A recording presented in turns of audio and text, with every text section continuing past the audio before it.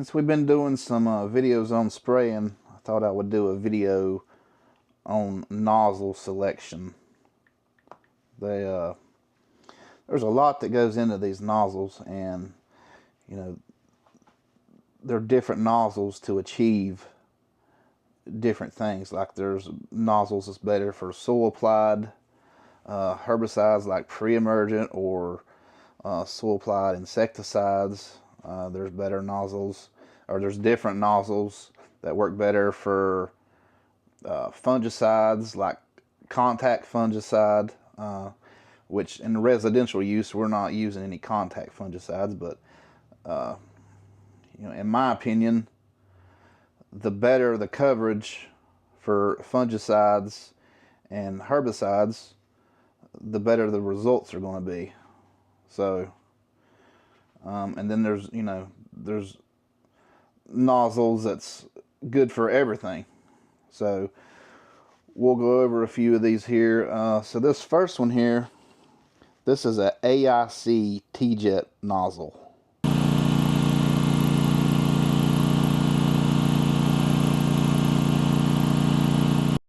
So this is a really good overall nozzle.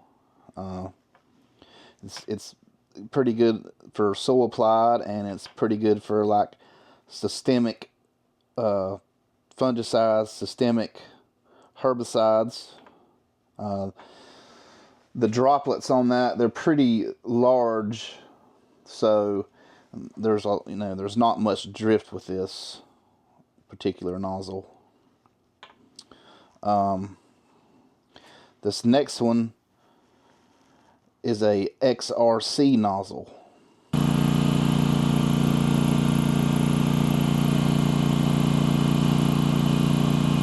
So this is a fine spray pattern, and this nozzle is really good for herbicides or fungicides, especially contact fungicides. But I mean, it's excellent for systemic also, and this nozzle provides just a really good coverage. This is not the nozzle for soil applied insecticide or herbicide like a pre-emergent. The downfall to this nozzle is being it's a fine spray pattern. There's a lot of drift with it, so if the wind's blowing, this is, in my opinion, is a no-go nozzle. It drifts really bad. I will run this nozzle if there's no wind, if I'm spraying fungicide or something like that, but I normally don't get that luxury without with the wind not blowing, so I don't use that one too often, but I do. Actually, we'll probably use this one more often than this one. But so this one right here, this is my favorite nozzle. It's an air inducted turbo twin jet.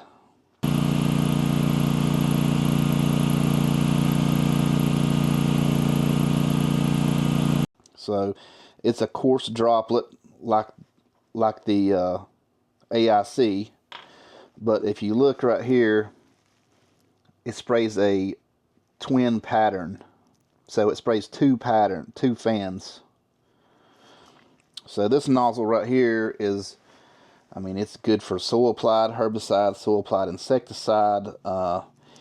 It could be used for contact fungicide because you're getting double the coverage because of the two fans, even though it's a coarser droplet.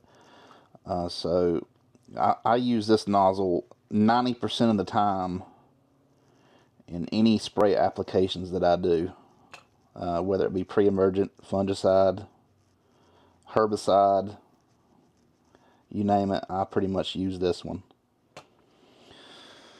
So, and you'll notice here that these nozzles are different color. These two are actually the same, but there's, I don't know exactly how many nozzles per style of nozzle, but they range from low volume to high volume. I only run high volume, so the green's the highest volume. There's a red nozzle that's it's low volume. a dark blue nozzle. There's gray, white. So, and that, that's to tailor your calibration, for however you want to spray, whether it be low volume or high volume. So these nozzles have a recommended PSI, that these are TJET nozzles that TJET wants you to run with them. So like this AIC, it is 15, or I'm sorry, it is 30 to 100 PSI. This XRC is 15 to 60 PSI. The Turbo Twin Jet is 20 to 90 PSI. So, and you'll notice there's different colors of these. So these two, like I said, these are actually the same. This one I don't have a light green one in, but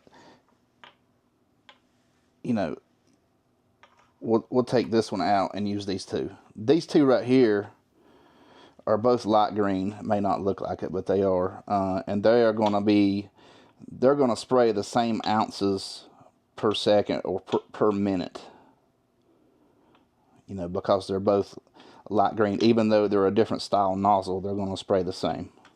When you move this one back in, this one's not going to spray the same ounces per minute or whatever, ounces per second as these right here. So the light blue actually sprays less than these green ones. So, and then, like I mentioned, there's several different colors to where you can tailor your application rate to, whatever you're trying to achieve as far as gallons per 1,000 square feet. Here's this is actually called a Floodjet nozzle. I think these are what's on like a permagreen ride-on sprayer. Me personally, I don't really care for these. They do spray a wide pattern, but the droplet is really coarse. It's excellent for soil applied stuff. I mean, and it can work with systemic stuff, but I would like to have a better coverage over the leaf blade, which these will achieve, versus this one being the droplets are so coarse on this. But there's a lot of people that run these and they have success. It's just not something that I run. So if you're spraying with a backpack sprayer or something, and you've got a big property, this spray's really wide. It's about 10 or 12 feet wide. So I mean, this might be something good, if you've got a big property, and being that it sprays super wide. But me personally, I mean, being I have a ride-on machine, I pretty much switch to whatever I want to. Even if I did use a backpack sprayer, I would still probably pick these two. I mean, you're going to get about 5 foot wide, 4 to 5 foot wide out of these two normally. But that's just my opinion on that. So, this is just a short little video.